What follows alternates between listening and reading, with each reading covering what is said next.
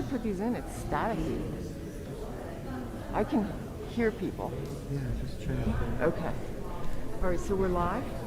Yes. He took it from me. He looked in here. He put it down.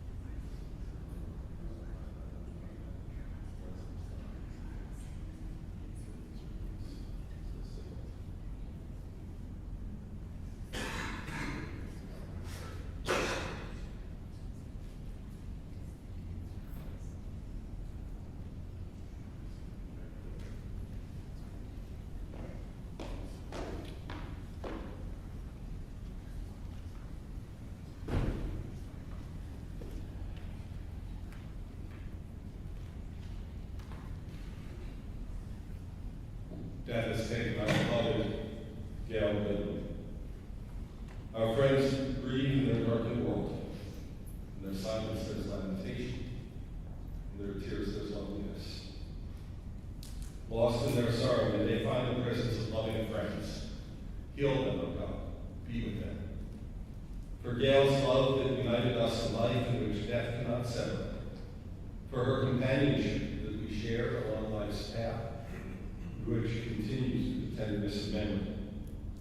For the gifts of her heart and mind that brought us joy and happiness and are now a precious remembrance. For all these things and more, we give our thanks to God. So in this time of grief, we listen to the voice of our sacred scriptures. They bring us the ever-new message of God's nearness. They tell us of our kinship with our Creator, in light as in darkness, in joy as in sorrow, in life as in death. We read words that have been passed down through the generations, probably the most famous poem in the world, Psalm 23. It's been translated into every language. It reminds us of a couple of really important things. First is that all of us at some time will go through the valley of the shadow of death. That's the price we pay for loving somebody else, that one day we may have to mourn for them. And the key to that is you go through the valley. You can't skip it or go around it, but you can get through it, step by step. That's what the psalm promises, that there is another side to that valley, and that God is with us in the sadness and in the darkness. And it reminds us that God makes a home for us, a home for our soul. That's where Gail's soul is now, living in the house of God. So we read these ancient holy words, Psalm 23. I believe they're in the folder that you got. I invite you to join me. The Lord is my shepherd, I shall not want. He maketh me to lie down in green pastures. He leadeth me beside the still waters. He restoreth my soul. He guideth me in straight paths for his name's sake. Yea, though I walk through the valley of the shadow of death, I will fear no evil, for thou art with me. Thy rod and thy staff, they comfort me. Thou preparest a table before me in the presence of thine enemies. Thou hast anointed my head with oil, my cup runneth over. Surely goodness and mercy shall follow me all the days of my life. I shall dwell in the house of the Lord forever. And particularly for Gail, this moment, we turn to words from the book of Proverbs, Proverbs 31, a section that reminds me of her when I look at its words. A woman of valor can find she is more precious than rubies. Her husband trusts in her and so lacks nothing. She does him good, never harm all the days of her life. She perceives that her labor is rewarded. Her candle burns on into the night. She reaches out to those in need and extends her hands to the poor. She is clothed in strength and dignity, and she faces the future cheerfully. She speaks with wisdom, the law of kindness on her lips. Her children rise up and bless her. Her husband sings her praises. Many daughters have done valiantly, but you excel them all. And from the words of Ecclesiastes, we read a familiar section that reminds us that there's a time and a purpose for everything. But I think sometimes we misread that section. We tend to think of a time to be born and a time to die as two completely separate things. But the truth is that at every moment, a person dies and a child is born in this world. That's how it works.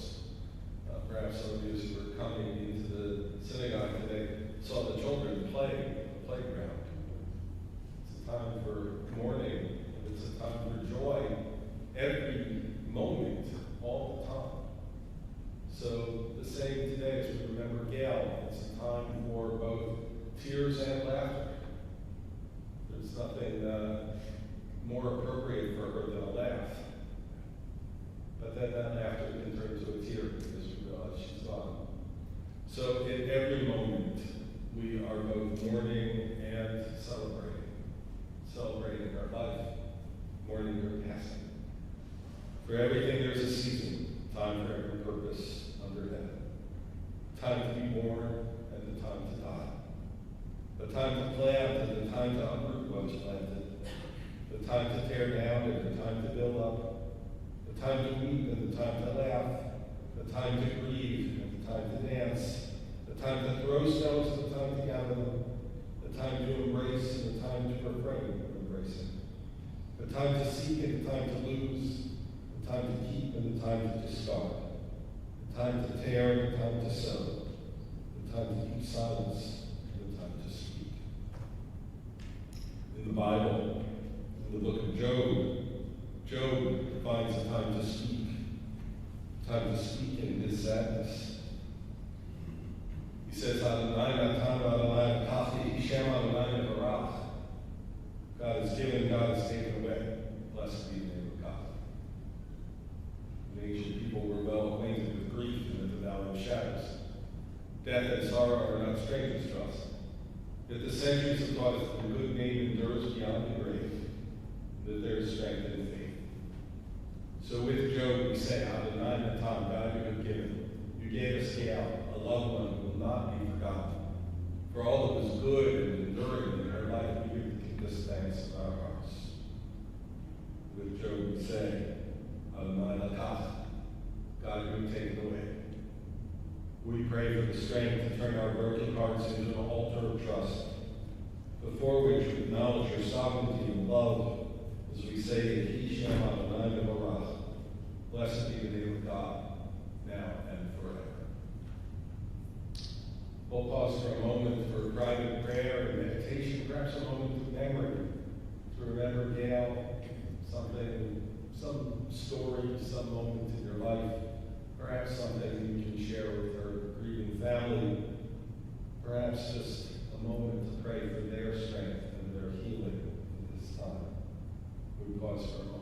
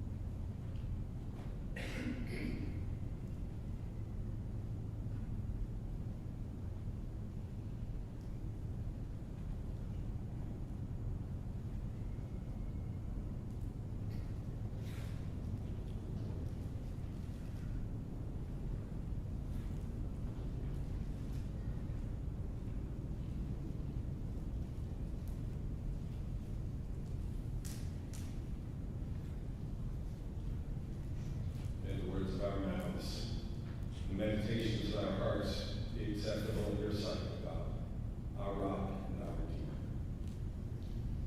We're gathered here today to honor the memory of Gail Goodman, whose spirit has entered eternity. It strikes me that there is no one I've ever met whose name is more fitting than Gail's name, Gail Goodman. I'll tell you why. Because in Hebrew, the word Gail means joy. It's associated with laughter. And no one had a more infectious laugh than Gail. There were so many times when she was the center of a room filled with laughter that had everyone in stitches gasping for breath because they were laughing so hard. It was not just that she was funny. She was. But she also just had this well of joy inside. And when she let it out, it brought everyone along with her. And in everything Gail did, she was always trying to express that joy and share it with others. At the confection connection, she had an amazing skill to spot a product and stock it a couple of months before everybody knew they needed it. Gail was adored by her customers, and she would bend over backwards to make it, get it, or make it great, whatever it was. Entering the store was like entering into a world of magic. Her grandson Maxwell remembers, I remember going to her downtown things. She would convince my parents to call me out of school and take me down there with her. We'd take the train in and she'd buy me McDonald's for breakfast and pizza for lunch, and she'd let me help her restock and sell to the customers. I think she loved when I would go with her. I had so much fun. It made me feel older than I was, and like I had more responsibilities than I really did. Gail made customers into friends who swore by her good sense and good taste, and then she wrapped it all up with a perfect bow. Gail had an artistic flair for making things look just right. She did it at work, she did it at home, where every piece of decor had its perfect place and no other place was good enough. If it wasn't right, it was wrong, and Gail was painstaking in seeing that everything would be just so. That was true when she was entertaining too. Her granddaughter Maggie says, I loved how Winnie decorated her Christmas tree. It always looked like it was straight out of Fields magazine. It was different every year. It involved elves doing impossible things. It wasn't a religious tradition, but it was a family tradition, and Gail took her tree very seriously. And when Gail entertained, whether it was just for family or for a big party, you could count on there being twice as much food, which was needed. And beforehand, Gail would be going from store to store, at least a half a dozen stops, assembling all the right elements to make the table and the centerpiece and everything perfect. It was often to the amusement of her husband, Norm, who couldn't believe the list of places she had to go to, or the creative ways she figured out how to spend money. But in the end, you could argue with perfection. The goal was not just to be house beautiful. It was to show her love for all the family and friends in attendance. Gail's love language was always the decorations and beauty. The extra mile she went to make things nice. It was particularly evident in her Seder table at Passover. Molly, her granddaughter, remembers some of my fondest childhood memories are Passover dinners at Winnie and Papa's, because I loved how Winnie decorated the house all pretty, and she always was good at decorating and making things look beautiful. Sometimes she would even let me help her. I always had fun doing that. Her love and joy was in her generosity. If she saw something she liked, she bought it in multiples so she could call her children and say, I have something for you. And her love was in the food she prepared, always asking what dish she would like to eat. And even just before her surgery, which really began this downward slide that brings us to this day, she made her famous chickenless soup for Zoe and Leo, as if she sensed that things might not go well. It is one of the themes of Gail's life that she could see things that others couldn't. She could look at a bunch of seemingly random bric-a-brac and turn it into a thing of amazing beauty. Gail loved to spread happiness around, so I say that really fits her name. You're perhaps more familiar with the other meaning of Gail, the English meaning of the name, a strong wind. And Gail simply was a force to be reckoned with. She protected her children like a mighty lion. Even if she might rake you over the coals in private, it was always to help you to make a better choice, to get stronger. She could be that powerful Gail Storm. But even then, you always knew that she was in your corner and would turn her mighty Gail force on anyone or anything that threatened you. Her love was truly unconditional. That didn't mean she thought everything you did was right, but it would never diminish her love, which blew strong every day of her life. Even for those who were out of her orbit, her love did not diminish. Gail had a very strong sense of what she believed, and she wasn't quiet about it. And she was always right, even when she was wrong. But to be fair, her batting average was really good. Sometimes it took a while to sink in, but often you would realize down the line that she saw something you didn't, and that she was pretty much right all along. As Bill said, the older I got, the smarter she was. There are no perfect people, but Gail did her best every day. And however it felt when you were trying to stand up in the storm, she didn't have a mean bone in her body. She was doing what she thought was right and trying to be right for the people she loved. Which leads me to the name that Gail married into. She met Norm when they were students at Kendall College. They started talking at the student union one day and never really stopped. They were married for 56 years. They were together even longer than that. It is impossible to believe that she is gone. It came on so quickly that it will be a while before it feels completely real. It is hard to believe that she's not waiting home, that she won't be there at the next holiday, that she won't get to laugh with her again. Gail became a Goodman. She lived up to that name. She was, as we say, a Goodman shaman, a good soul. Gail sent packages to her grandchildren. Mason says, my memories of Winnie always consist of going to her candy store in Highland Park. She would always let us pick out a bag of candy and take home with us. When I got older and started to have girlfriends, she would ask me what kind of candy they liked and would give me a bag to give to them. When I left for college, she would make small care packages and send them to my dorm. It was a small gesture that meant a lot when I was far from home. But not only care packages for her grandchildren and their dates. Gail also sent packages to the generations of her neighbors' children. Gail had friends from every part of her life, going all the way back to childhood. She knew that the best way to have a friend was to be one. And she was there for them with every step. She was kind, loving, and generous. Gail was a wonderful person and a wonderful wife. She could never do enough for others. She always tried to make life better and brighter. She did everything she did with all her heart. Gail didn't do anything halfway. If she didn't know how to do it, she would learn. She would master something new. Her children say you couldn't ask for a better mother. If you looked up wife and mother and friend in the dictionary, Gail's face would be looking at you. Smile. She always got you what you needed.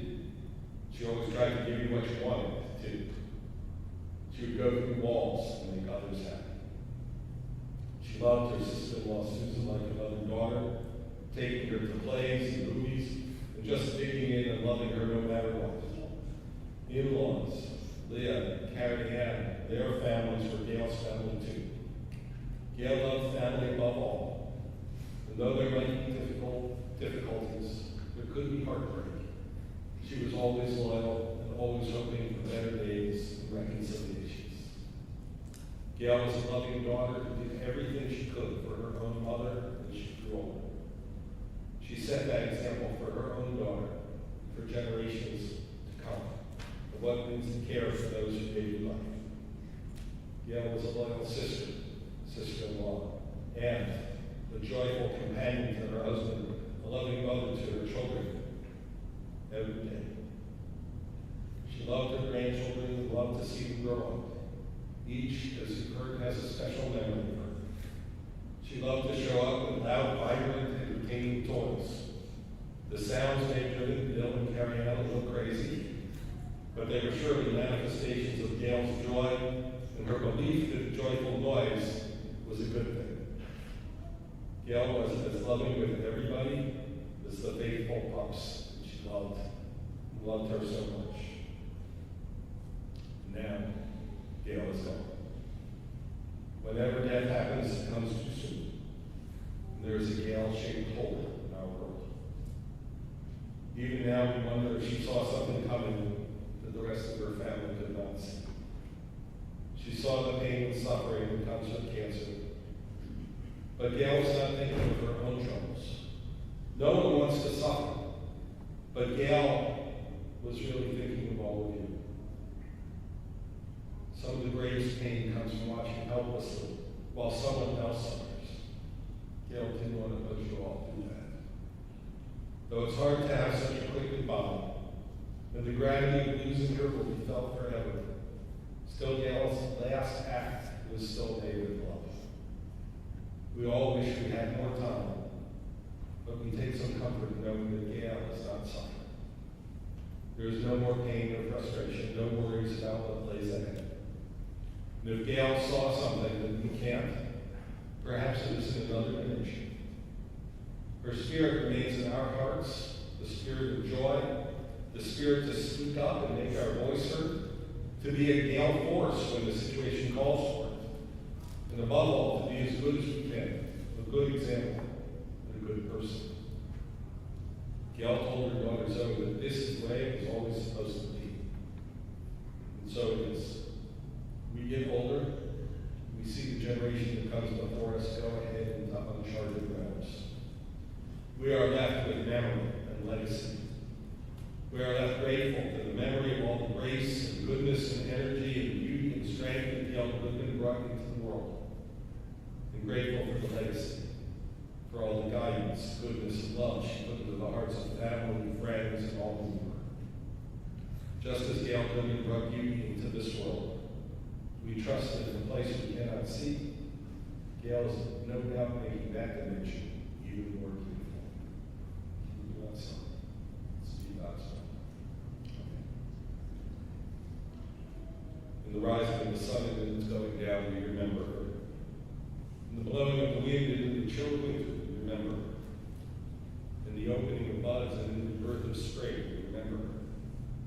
In the rustling of leaves and in the beauty of autumn, we remember her. In the beginning of the year and when it ends, we remember her. When we are weary and in need of strength, we remember her. When we are lost and sick at heart, we remember her. When we have joys we are to share, we remember her. So long as we live, she too shall live, for she is now a part of us as we remember her. Indeed, our tradition teaches us about two kinds of immortality. There is the immortality of the Spirit, the gift of God that's given to us when we're born, goes back to God when we die.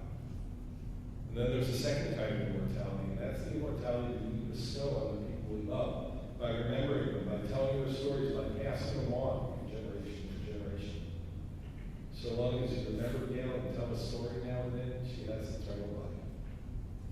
I invite you to stand for an ancient prayer, the Alma Leah Hamim, which is the prayer for the immortal spirit, but it also reminds us of our responsibility to remember those who we love.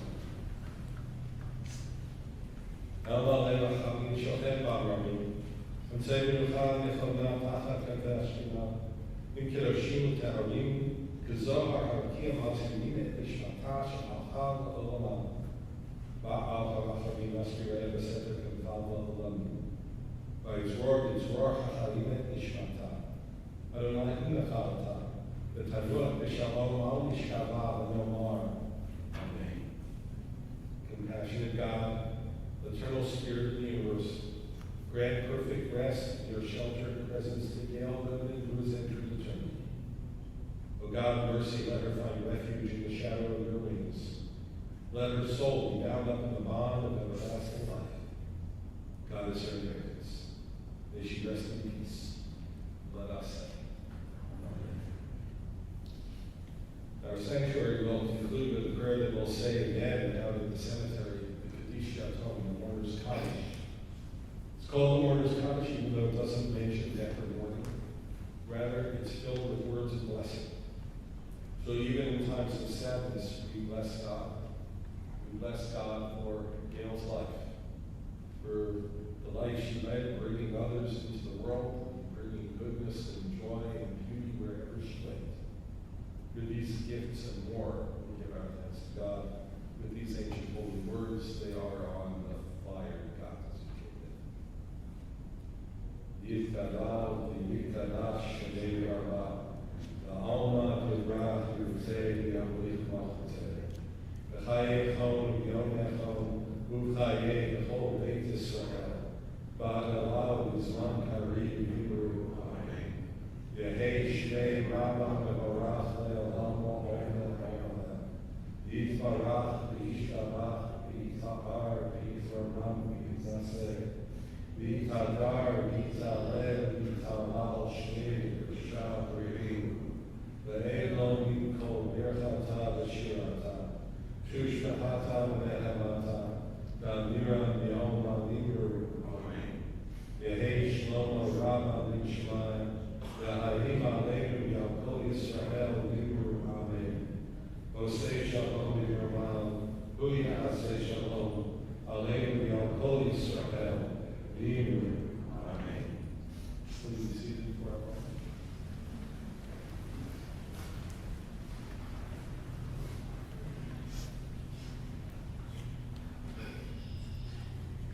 Ladies and gentlemen, this does conclude our services here at Macomb Salel Lakeside. The interment will take place at Shalom Memorial Park in Arlington Heights at addresses 1700 Rand Road.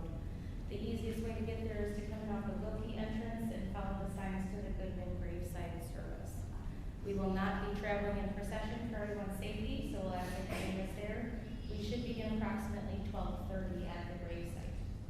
At this time, if I could have everyone please rise and stand in place, and the pallbearers please come forward.